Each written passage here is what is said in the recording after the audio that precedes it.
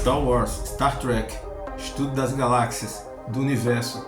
Se você, como eu, vidrado nesses temas relacionados ao espaço, assista esse vídeo até o final. Eu sou João Bosco, professor de Química, e neste vídeo de hoje vamos falar como estes temas estiveram ligados à minha pesquisa científica e como eu tenho aguardado a descoberta de um resultado científico já há 30 anos. Fique comigo, vamos começar logo depois da abertura. Eu sempre fui uma pessoa muito interessada por temas relacionados ao estudo das estrelas, das galáxias, do espaço. Sempre adorei filmes de ficção como Star Wars, Star Trek e muitos outros. Então, quando eu entrei no curso de graduação, além das disciplinas usuais que a gente cursa, eu procurei saber se havia algum professor que fazia algum trabalho de pesquisa que pudesse de alguma forma conciliar a química e o espaço. E tive a sorte de saber que no meu departamento havia a pessoa do professor Mozart Neves Ramos, com quem eu tive o grande prazer de ter sido orientando de iniciação científica ao longo de 3 anos, e também depois fui orientado na pós-graduação pelo professor Mozart. E quando eu fui para o doutorado, além de continuar com o professor Mozart como orientador, eu também tive agora a co-orientação do professor Benício de Barros Neto, uma pessoa que infelizmente nos deixou de forma muito prematura em 2011. E as pessoas que tiveram o prazer de conviver com o Benício sabem que, além de ser uma mente assim muito acima do normal, era um cientista brilhante, era também uma pessoa maravilhosa. Então foi com esses caras que eu passei vários anos do meu curso de graduação e depois de pós-graduação desenvolvendo trabalhos de pesquisa. E qual era o tipo de trabalho que podíamos desenvolver na Universidade Federal de Pernambuco que tinha a ver com química e com espaço? Bem, quando a gente olha à noite para o céu e vê as estrelas, vê aqueles vários pontos brilhantes no céu, a gente fica encantado. Mas se a gente tiver a oportunidade de olhar para essas estrelas, não com os olhos nus, mas usando um telescópio na Terra ou em órbita da Terra, vamos poder ver imagens como esta, que é apresentada aqui na figura abaixo, em que a gente vê várias estrelas, porém percebemos aqui que algo está na frente das estrelas, impedindo a passagem da luz, que é a presença de uma nuvem de gases. Essa, por exemplo, é a chamada nuvem negra B86. E o que é que acontece? Que é algo como representado de uma forma simples nessa figura. Você tem uma estrela em algum local no universo, ela está jogando radiações que passa através de uma nuvem dessa molecular, onde estão presentes várias moléculas, Aqui eu ilustrei, por exemplo, como água, ácido cianídrico, amônia, e pelo fato de haver moléculas nessas nuvens, essa radiação que vem da estrela, ela é absorvida por essas moléculas e uma outra radiação diferente é emitida e chega aqui na Terra e é capturada por telescópios e radiotelescópios, como este, por exemplo, ilustrado nessa figura, que é um radiotelescópio que possui 12 metros de diâmetro, que está instalado no Monte Kitt, no Arizona. Bem, essa radiação que vem das estrelas, ela é capturada por esses equipamentos e a informação ela é codificada através de uma figura como essa, que é o chamado espectro rotacional. Quando a gente olha para uma figura como essa, a gente tem essencialmente aqui, cada um desses picos aqui está relacionado a uma molécula diferente. E desse espectro existem 2 parâmetros que são particularmente importantes. Um é a chamada constante rotacional B0, que tem a ver com a posição no eixo X desse pico. Então esse pico aqui, por exemplo, que eu estou mostrando, ele está nessa posição. Tem um outro pico aqui que está um pouco mais à direita, é outra molécula. Tem outros picos aqui mais à esquerda que também dizem respeito a outras moléculas. E a altura desse pico tem a ver com uma propriedade dessas moléculas, que é o seu chamado momento de dipolo elétrico. E sobre essa propriedade do momento de dipolo elétrico, eu tenho um outro vídeo que eu vou colocar o card aqui acima para você assistir depois. E só para você entender melhor o que representa essas constantes rotacionais e esse momento de dipolo elétrico, vamos assumir, por exemplo, o caso simples de moléculas completamente lineares como HCl, o ácido clorídrico, HCN e HC3N. Bem, o comprimento de onda em que essas moléculas absorvem radiação, ela está relacionada com essa constante rotacional B0 por essa relação aqui, que 1 sobre lambda é 2 vezes B0 vezes essa soma aqui entre esse número quântico L mais 1. E para entender o que é essa constante rotacional, basta apenas a gente dizer que essa constante rotacional é um conjunto de outras constantes, que envolve, por exemplo, a constante de Planck, a velocidade da luz, e essa quantidade I, que é o chamado momento de inércia.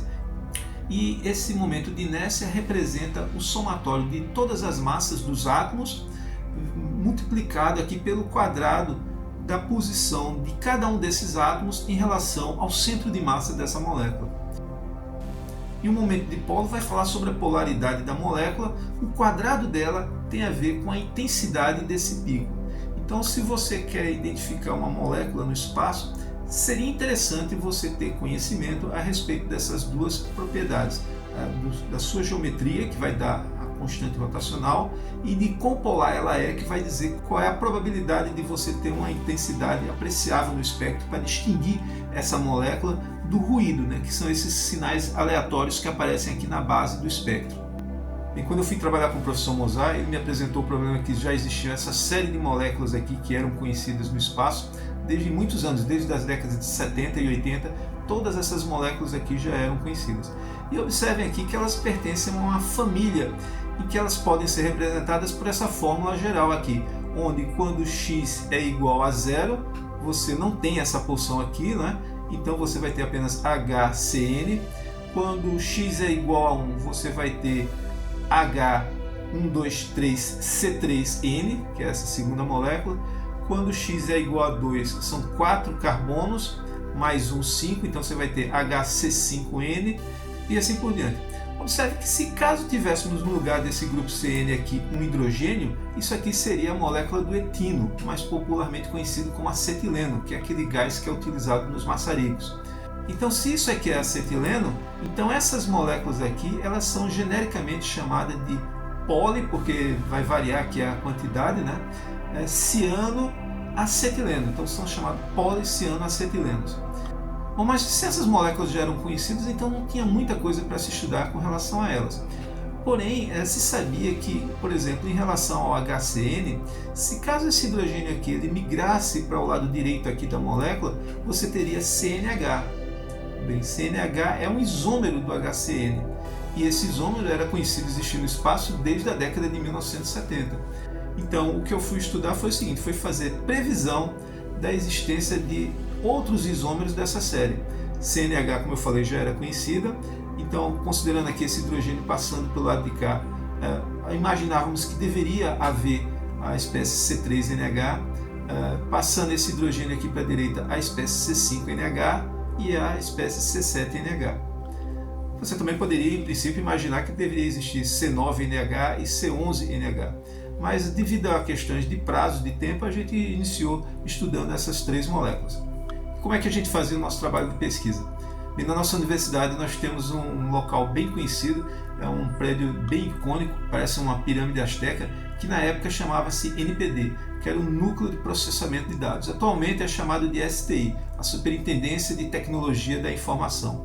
Bem, lá no NPD havia esse equipamento aqui, esse computador chamado VAX da Digital. Lá pelo início dos anos 1990, esse era um computador top das galáxias, não só aqui na nossa universidade, mas no país. A gente recebia estudantes de outros estados, professores de outras instituições que vinham aqui executar seus estudos computacionais.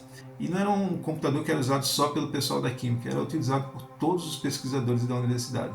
Então era um computador realmente muito importante para a nossa instituição, para desenvolver pesquisas.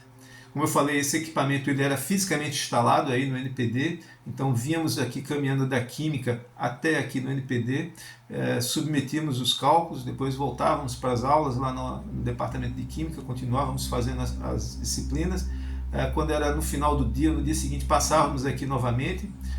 Depois de algum tempo a coisa ficou sofisticada, conseguiu-se fazer uma instalação de um cabo conectando um terminal lá na Química até aqui no NPD, então já não precisávamos mais ir todo instante lá, à exceção de quando finalizavam um desses cálculos, aí a gente mandava imprimir, tinha uma impressora matricial gigante, saía aquelas folhas contínuas, né?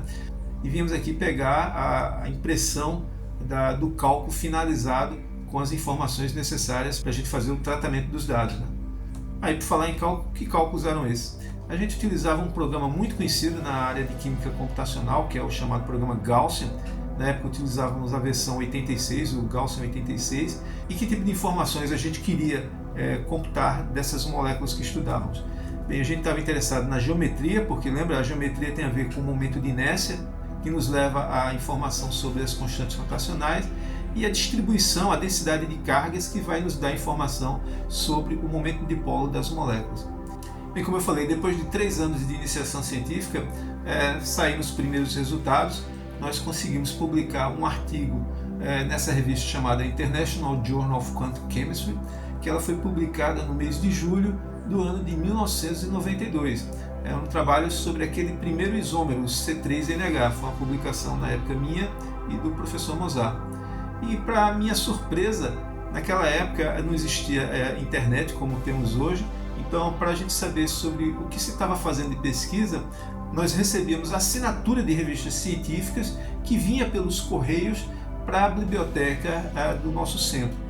E eu fiquei aguardando assim, super ansioso por alguns meses, até que chegasse a revista física, né, com essa primeira publicação junto com o professor Mozart.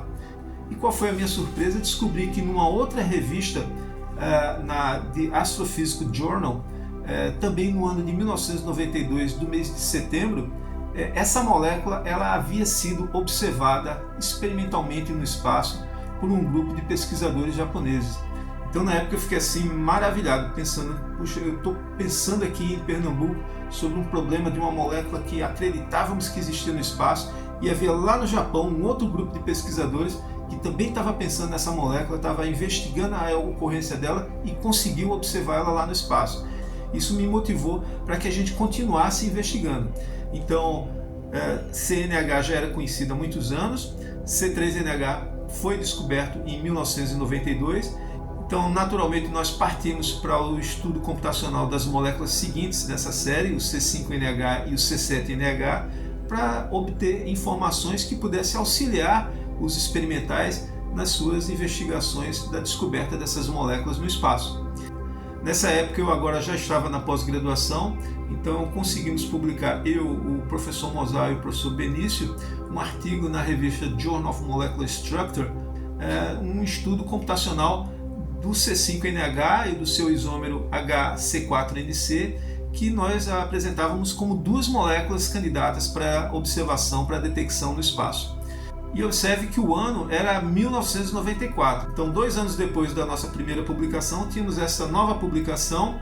E quais foram os principais resultados que nós mostramos nessa publicação? Bem, nós publicamos uma tabela que eu estou aqui reproduzindo, em que nas 4 primeiras linhas nós apresentamos aqui um conjunto de moléculas parecidas, né, isômeros, que já haviam sido observadas no espaço, onde nessa última coluna aqui a gente tem a constante rotacional em megahertz, conhecido experimentalmente dessas moléculas, e nós calculamos computacionalmente os valores previstos dessas constantes rotacionais. E você vê que os valores são muito parecidos, né? Aqui, 4.554,1 MHz, o valor previsto, o valor experimental era 4.549,1.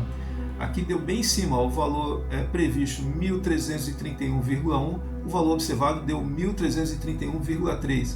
Então eram resultados que nós tínhamos uma certa confiança nesses valores e prevemos para moléculas até então desconhecidas, o C5NH e o seu isômero HC4N, quais deveriam ser os valores das suas constantes rotacionais. 1.400,5 MHz para o HC4NC e 1.363,1 MHz para o C5NH. Bem, esse artigo foi publicado em 1994 e ficamos aguardando, né? Até que em 2020 o grupo de pesquisa do professor José Cernicaro, da Espanha, conseguiu observar essa molécula em TMC1, ou seja, uma nuvem de gases de moléculas presentes na constelação de Touro. Então, HC4NC foi observado e o valor observado experimentalmente da constante rotacional dessa molécula foi 1401,2 MHz, muito próximo do nosso valor experimental de 1400,5.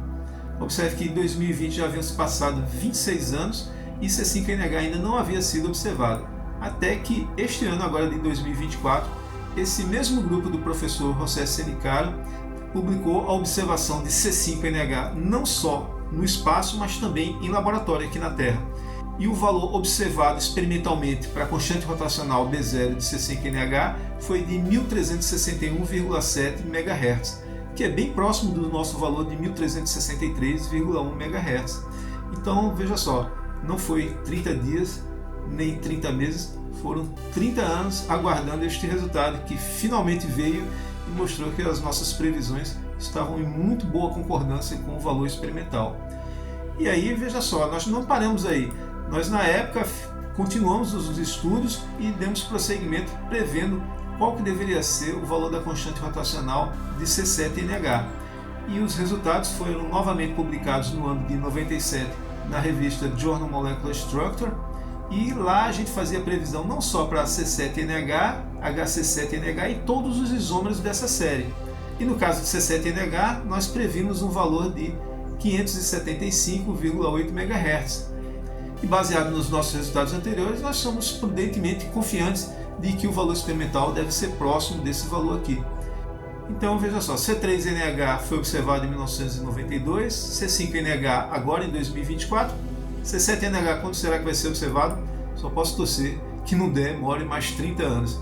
Bem pessoal, coloca aí nos comentários, você como eu também é um aficionado em ficção científica, gosta do estudo do espaço, das galáxias, de moléculas que estão espalhadas aí pelo universo, compartilhe isso com a gente. Bem, finalmente eu gostaria que você considerasse, caso esse vídeo agregou conhecimento para você, lhe trouxe curiosidades sobre esse tema, comente aqui abaixo, compartilhe esse vídeo com seus amigos, dê um like e se subscreva aqui no nosso canal. Bom, por hoje era isso pessoal, espero que vocês tenham gostado, a gente se encontra no próximo vídeo, um abraço e até a próxima.